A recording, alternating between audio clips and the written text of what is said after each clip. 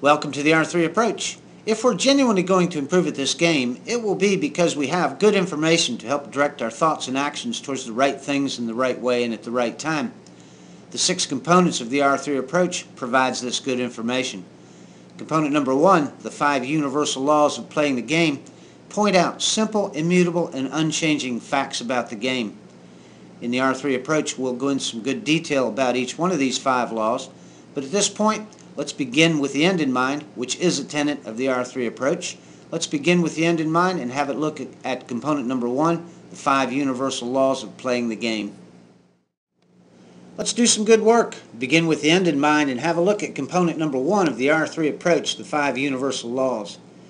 As we indicate in the R3 approach, there are some aspects of the game that are immutable, they're unchanging, they're the same now as they've always been and always will be. Players throughout the generations and the generations to come excel at these 5 aspects of playing the game. We can keep it simple and just recognize that in order for us to direct our thought and action toward the right things in the right way and at the right time, we should keep these 5 aspects of playing the game directly in front of our thinking. Let's have a look at the 5 universal laws of playing the game of golf. Law number 1, take what we've got and make it work. As simple as this sounds, this is what we have to do when we play. We can find strange-looking golf swings that work pretty well for folks because they simply believe that they can take what they've got and make it work. Found on the how axis, this has to do with our brain and our mind, has to do with our belief system. So we have to simply understand, got to take what we've got and make it work. Law number 2, work the angle. The angle is the first of the 3 mechanical laws, and it creates angular momentum in the swing, which is our primary source of power. No angle, no power. Simple as that.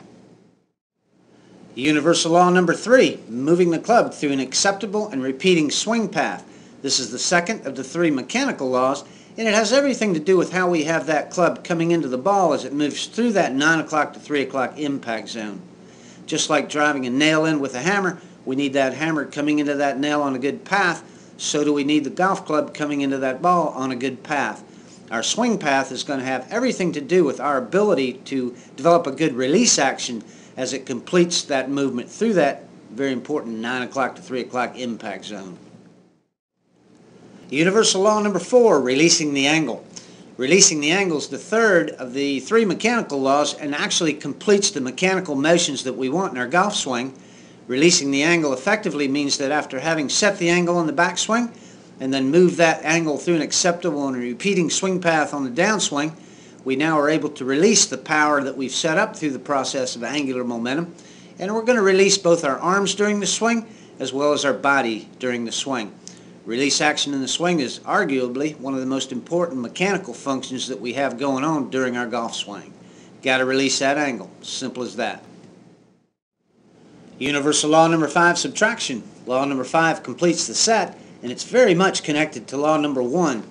Our ability to take what we've got and make it work while we're on the golf course is going to depend on our ability to subtract out any kind of unnecessary thought and action that we have going on during the round.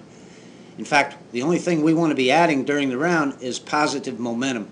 Well, in order to focus well and have that positive momentum, we have to have the ability to subtract out any kind of negative thoughts and emotions that we have going on during the round. Okay, there we have it, component number 1 of the R3 approach, the 5 universal laws. 5 simple, immutable, and unchanging aspects of playing the game that we all need to know about and come to understand a little bit better. The next step in the process of genuinely improving would have us understand what each of these laws have to tell us and how they ultimately blend together. In order to do that, we need to have a look at component number 2 of the R3 approach, the 4 perspectives. At that point, we'll understand that genuinely improving will have us direct our thoughts and actions from 4 different perspectives. We'll see that laws 1 and 5 are going to have to do with our brain and our mind, where laws 2, 3, and 4, the 3 mechanical laws, are going to have to do with our club and body.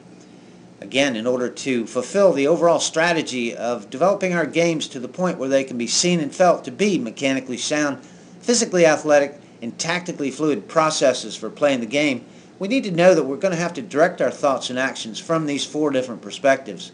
With that in mind, let's move on and have a look at component number 2 of the R3 approach, the 4 perspectives. Okay, let's all keep doing good work now.